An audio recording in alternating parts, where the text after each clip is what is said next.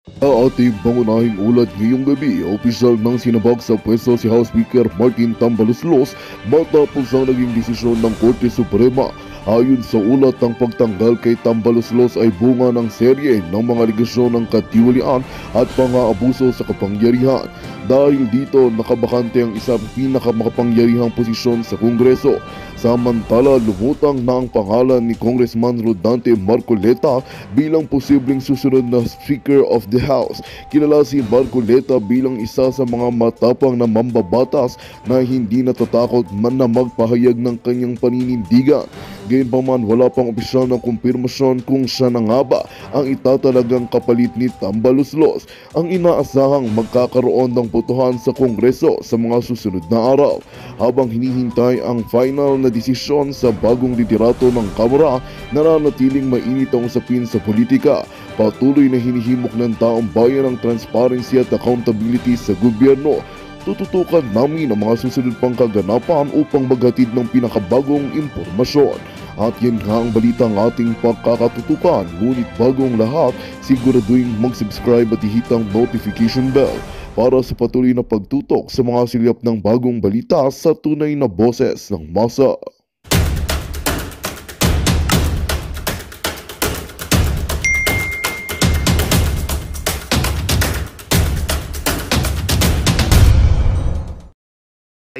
Yung hindi naman talaga yung focus niya ay magserbisyo at tumulong sa mga tao. 'Di ba? Kundi ang gusto niya lang maipakita is kunwari tumutulong, kunwari may ginagawa. Pero at the end, 'di ba? Hindi pa rin nasusolusyunan ang kung ano ang dapat solusyonan.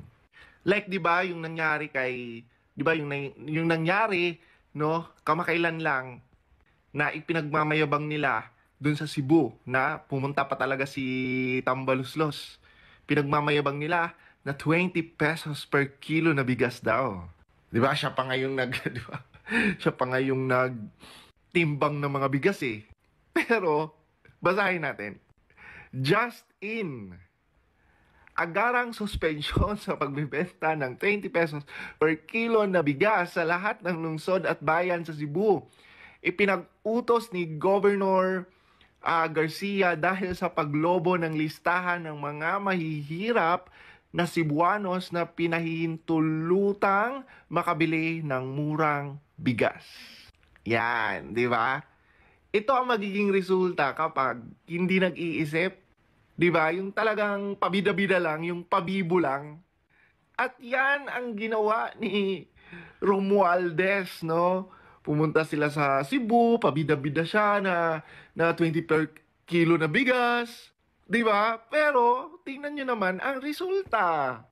'Yan, 'di ba? Wag tayong magpabida-bida, 'di ba? Kung hindi natin kayang gampanan at hindi natin kayang i-execute hanggang sa huli. So ang nangyari lang is parang photo ops lang. 'Di ba? Ang nangyari lang is media coverage lang. 'Di ba? Nagpa-video lang sa media, pinabalita lang sa media, picture lang with media. Pero ang ending ay nako, yan tayo eh, 'di ba? Kaya mas pipiliin ko pa yung public servant na tahimik lang, na hindi niya binibida yung mga tulong no na ibinibigay niya, no hindi niya niyayabang. Bagkos ang tao na mismo yung 'di ba, ang tao na mismo yung nagkakalat no sa mga magagandang nagawa mo. Ganyan po dapat, 'di ba? Ikaw Romualdez, no? Gayahin niyo po, no, yung pinsan mo. Gayahin mo si President BBM. Hindi mayabang, no? Hindi photo-op lang. Hindi pakitang tao lang. Gayahin mo si President BBM, 'di ba? Gayahin mo mga Duterte. Ganyan sila, hindi sila nagmamayabang. Tulong-tulong talaga. Ay nako, pinsan mo pa naman si President BBM, 'di ba? Ba't hindi mo 'yung gayahin, 'di ba? Huwag kang mayabang. No, huwag kang kung ano-ano mga pinaggagawa mo. Diyos mio, ang tagal-tagal pa ng eleksyon, pati ba naman ang pagtitimbang ng bigas ginagawa mo? Hindi na ako masasyak kung later maging traffic enforcer ka. Grabe mga lords. Wait lang. Nangyari sa buko. Basahin natin. Just in, ayon kay House Secretary General Reginald Velasco, nasa kabuuhang 39,605,123.61 ang travel expense ng House of the Speaker, House Secretariat at House members sa kanilang official trio mula Enero hanggang Oktubre. 4.3 million dito ang gastos ng Office of the Speaker, habang 35.2 million naman ang gastos ng House Secretariat at iba pang miyembro ng Kamara sa kanilang official visit. Yan lang daw ang nagastos, no, ni House Speaker at ng kasamahan niya, no, pagdating sa mga travel. Kasi di ba kamakailan lang ay ni Ka Eric sa SMNI, di ba, yung pagdating sa expenses nila doon sa travel ay umaabot daw or aabot daw sa 1 billion. So ngayon sinasabi nila na hindi naman daw 1 billion, di ba? Pero ang nag-reflect sa GAA 2023 pagdating sa travel expenses nila ay umabot daw talaga ng 1 billion. Grabe, no? It's too much money. Diba? And at the same time, imaginein mo, as House Speaker, well, bakit ka ba magda-travel-travel? Diba? Parang anong gagawin mo? Eh, ang laki-laki ng budget na yan. Kaya mga lods, hindi talaga ako naniniwala na walang pera ang gobyerno. Kasi tingnan nyo, milyon, grabe. Tapos, no, dinidepensahan pa nila na hindi naman daw umabot ng 1 billion. Diba? Yung digit na nilagay nila dyan, no? 39 million. So pagpalagay na lang natin, what if 1 billion talaga? Diba? Grabe! Saan napunta yung iba? Kaya kayo nang gagalaiti, diba? Kaya kayo tahimik, no? Pagdating dyan sa publiko, yung kung saan ba napupunta yung pondo nyo. Kaya tikong bibig nyo, kasi imagine nyo, kung i-compute mo yan, grabe. Actually, kahit ito lang, pero sobrang laki niyan. Anyway, hindi pa naman natapos yung December, pero it's too much. And imagine mo, ang isang House Speaker, ngayon lang, grabe talaga, ikaw na talaga. Kasi ito, imagine this mga lords, ako ilang years naman na ako nakatira dito sa Pilipinas. Ngayon lang ako nakakita ng House Speaker na sobrang paepal, as in. Diba na pumupunta sa kahit saang lugar, no? Kumbaga nakabuntot sa ating presidente, kahit sa mga international trips, andyan siya. At ito ngayon lang ako nakakita ng House Speaker na pumupunta sa palengke. Pumupunta sa palengke, siya yung nagtitimbang ng bigas, grabe. Sabi ko, grabe naman talaga.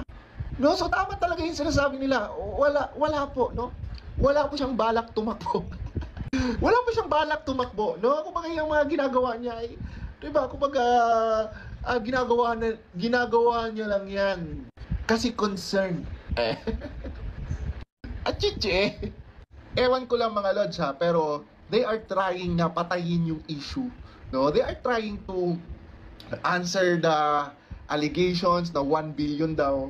Pero sa totoo lang, sobrang halatang halata eh. And grabe no, yung mga kasamahan ni Romualdez na nasa Kongreso, grabe, talagang protect, di ba? Protect Papa. Pinoprotektahan talaga nila, pinagtatanggol talaga nila. Anyway, sino pa ba magtatanggol? Di ba? Kundi kayo lang din. In fairness kay Speaker, hindi pa siya Speaker, na siya, no? Majority Leader pa lang siya, ay very approachable. Hindi ka matatakot na lapitan siya for help. Hindi ka matatakot na dalhin ang mga magsasaka sa kanya, dalhin ang mga mangingisda sa kanya, ang mga teachers, hindi ka matatakot na ipakausap sa kanya. So, ganun yung ugali ni Speaker. And in fairness kahit kayong mga makakaliwang grupo ay hindi natatakot lumapit sa kanya. Di ba? Napaka-lovable naman ni Speaker, di ba? Napaka-hospitable naman ni Speaker Romualdez. Ituloy natin. Imagine mo lahat daw, hindi ka mahihiyang ilapit sa kanya lahat. Ayun, pati mga makakaliwang grupo lumapit. Kami kasi hindi siya snabero, hindi siya snab. Yun ang ko. Kaya makakausap mo siya on the level at naiintindihan niya yung sitwasyon ng mga marginalized. At may mga time nga na nakasama namin siya sa pagbibigay ng ayuda. Totoo yun, sinama namin siya, makabayan lang, sinama namin si Speaker at iba pang leadership ng Kamara para magbigay ng ayuda doon sa... Kaya pala, wala na. Game over na. Di ba? Mag-best friend talaga sila. Ay, nako. Imagine nyo, no? Kaya pala, kino-consider ni Speaker ang mga sinasabi ng mga makakaliwang grupo. Di ba? Kaya pala, no? Even si Speaker Romualdez ay medyo nahihirapan siyang pumili between VP Inday Sara at saka makakaliwang grupo kasi mas matimbang ang mga makakaliwang grupo. Grabe, no? How sweat, no? How sweat. Imagine mo, tumasama daw, nagsasama pa daw sila, no? Sa mga paayuda. Wala ito, di ba? Mas matimbang sa kanya ang mga makakaliwang grupo, mas matimbang sa kanya sila Franz Castro. Kaya pala, no, magigets mo yung pattern ngayon bakit disagree sila sa confidential funds, no? Bakit ini-issue talaga nila si VP Inday Sara. Kahit na withdraw na ni VP Inday Sara yung confidential funds na next year, talagang hindi nila tinatantanan and binibida nila ngayon si Romualdez. Pansin nyo mga lords, yung mga bumibida sa kanya, di ba yan, sila Franz Castro, no? Sinasabi na mabait naman yan, di ba? Sino pa? Pati si Zubiri, no? Talagang kitang-kita mo talaga. Kasi since nasa kapangyarihan ngayon si, di ba, Martin Romualdez, kitang-kita mo na ang mga tao, no, ay pasipsipan sa kanya. Di ba? Kunwari, siya ang magaling, siya ang mabait, no? Kunwari, di ba? Talagang siya ang naglilingkod sa bayan. Kasi nga, si Romualdez ang taga-approve ng budget nyo. Di ba? Ganun yun, Franz Castro. Di ba? Huwag na tayong magtatanga-tangahan dito. Ganyan yan. Bakit kayo parang linta na dikit ng dikit, no? Na palagi nyo binibida yung si Romualdez. Kasi nga, di ba, nakasalalay sa kanya ang budget, ang pera, ang pondo. Kaya kayo ngayon, di ba, parang linta, no? Parang uod, no? Papunta kay Romualdez. Tapos ito naman si Romualdez, no? Feeling talaga niya, no? Na talagang siya ang makapangyarihan. That's why pati mga makakaliwang grupo, wini-welcome na niya. Good luck, imagine niyo lang pag yan siya naging presidente. Imagine that. At tandaan yung mga lords, yung mga makakaliwang grupo, traidor yan. Diba? Sa harap, magbabait-baitan. Pero hindi mo alam, may mga ginagawa na palang kasuklam-suklam. Mga lords, ano ori natin to? Sinasabi nila na medyo okay naman yung presyo bilhin ng mga gulay at karne. Nakita na natin yung presyo ng bigas medyo tumataas na naman. At siguro kailangan balikan din natin yung Bulacan, yung Intercity, kung yung mga talagang source, yung mga trader, yung mga importer. Susubukan natin kung malaman natin ano ba talagang dahilan para tumatas ng pagkula ng bigas. Although meron dito yung pinamamapalakita natin 45 para kilo meron dito 50. Iniisip nila baka kulang yung imports at kasi yan hinahalo di ba ang local production at rotation o baka kulang yung anghi, di ba? Pero check natin. So yun lang mga lords. Chinek lang nila yung presyo na mabilihin sa palengke. Yun lang. Ay, naku, nakakatawa. Di ba, parang, tapos i-check pa daw niya yung iba, parang, ha? Gawain mo ba yun? Diba, gawain mo ba yung mag-inspeksyon? Gawain mo ba yung mag-check-check ng kung ano-ano pagdating sa mga bilihin? Diba, hindi ko talaga magets. Para saan yung pagpunta niya sa palengke? Pag-check niya ng mga, diba? Sa totoo lang, may ibang tagagawa niyan. Diba, sino ba ang mga nag-check ng mga prices? Diba, ng mga bilihin? Diba, ang DTI? Diba? So, anong ginagawa mo dyan? Nagpakaala presidente ka na naman. So, since pumunta na kayo dyan, nagpa-presko na kayo, andyan na yung media, abay, i-announce mo na dapat bababa na ang presyo. Dapat ganun. Di ba? Ang dami pang sinasabi. Sinasabi pa, okay naman ang presyo ng mga gulay. Di ba? Ano yan, reporting? Sa palagay ko mga lods, ang ginagawa ngayon ni Romualdez ay nagpapakilala siya ngayon sa tao. Di ba? Kaya niya ginagawa yung mga ganyan eh. Kasi imagine niyo, first time kong nakakita ng Speaker of the House na pumunta ng palengke at chinek ang mga presyo. First time in the history of the Philippines. Di ba? House Speaker ka tapos i-check mo yung presyo ng bilihin nun sa... Bakit may i-check? Alam mo, Romualdez, ang i-check mo, di ba? Yung Disney princess nyo, si Franz Castro, sila ang i-check nyo.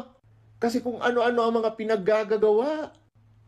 May mga tagagawa na niyang pag-check ng mga presyo. Di ba? May ahensya ng gagawa niyan. And siguro naman, hindi naman House of Representatives, hindi naman... Okay? So, anong ibig sabihin yan? Nangangahulugan na pwede na nilang imbestigahan ang ating minamahal na Tatay Digong? Hindi po ganon. Kaya nag-vlog ako, baka mamaya ma-misinterpret ng iba na pwede na. Yes, walang ban. Ang sinasabi ng Bureau of Immigration, walang direktiba ang DOJ ba o ang Malacanang na huwag papasukin ang ICC prosecutor or investigator. Walang ganon. So, yung spokesperson ng Bureau of Immigration, walang dahilan para pigilin namin sila. Pwede silang makapasok. So, yun. Klaro pwedeng makapasok. But then, mabuti, nagbigay din ng statement itong si Solicitor General Minardo Guevara. Pwede daw. Basta, ang condition dyan is, ang pagpasok nila, wala yung pwedeng mag-interview sa mga kamag-anak ng mga alleged biktima ng sinasabing extrajudicial killings. Pwedeng makapasok ang ICC mag-interview. Basta huwag lang yung parang legal proceedings na parang preliminary investigation na tatawagin na nila isubpoy na si PRRD, susubpoy na si Senator Bato, sino pa dyan. Hindi pwede yun. So, I hope klaro tayo So, huwag tayong mabibigla. Baka anytime from now, mabalitaan natin na meron ng taga-ICC na sa Pilipinas. Kasi I believe, panahon ni Tatay Digong, meron na yung dating prosecutor, yung babae. Pumasok na Kailang examination, preliminary examination, nag-interview, pumasok. Kaya, nang dahil doon, nag-decide si PRRD noon na i-withdraw na lang ang ating membership sa ICC dahil sa ginawa ng ICC prosecutor on her own initiative, hindi po sanction ng korte, ICC as a court. Initiative lang ng prosecutor. So, the same thing ang mangyayari ngayon. Kasi approved na ng ICC yung request ng prosecutor na ituloy na ang preliminary investigation. Na-approve May 2021. So, pwede silang pumasok. Kaya lang, pinaliwanag ni Solicitor General Guevara, wala tayong legal duty o legal obligation na makipag-cooperate sa ICC. Wala. Kaya ito ngayon, connecting the dots, masigasig ang mga kongresista na ipasa na yung House Resolution urging the Philippine government to cooperate with ICC. Pasado na ang resolution. But, hindi ibig sabihin na pasado ang resolution, ang desisyon nasa presidente pa rin. So, ito, medyo nagbigay kaguluhan yung sagot ng presidente na, okay, under study, pag-aralan natin. Maraming nag-react doon. So, mabuti naman itong si Executive Secretary Bersamin, nagbigay linaw. Nagbigay ng statement. Sabi niya, yung sagot na Pangulo na pag-aralan, hindi ibig sabihin outright na papayagan na natin ang ICC na makipag-cooperate ang Philippine government sa investigasyon nila. Hindi yun ang ibig sabihin. Okay, so, ngayon, medyo klarong-klaro na. Ano pa? Yung si Vice President Sara Duterte, maganda yung ginawa niya.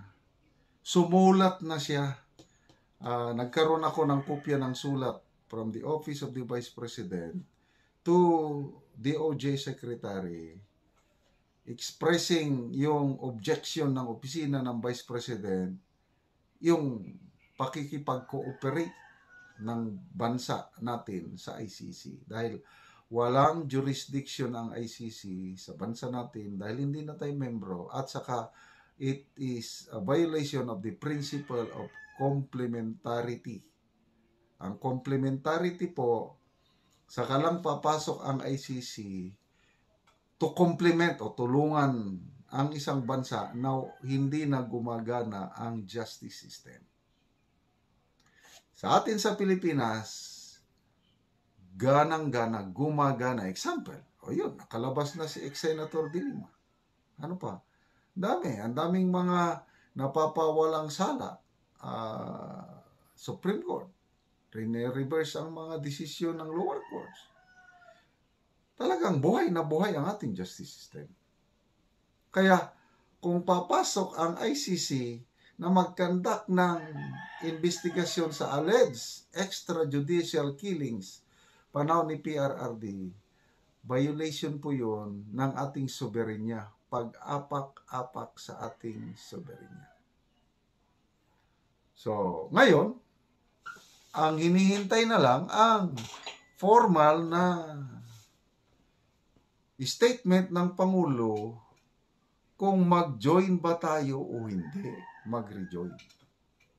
Hanggang ngayon, malabo pa rin dahil under study. So, granting na mag-rejoin, ito na, ang next question is, kailangan ba ng Senate concurrence?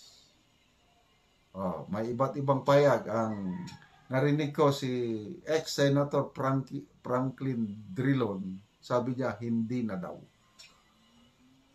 Ano ito? Alam mo naman, dilawan ito, galit kay Duterte, yung kanyang line of reasoning is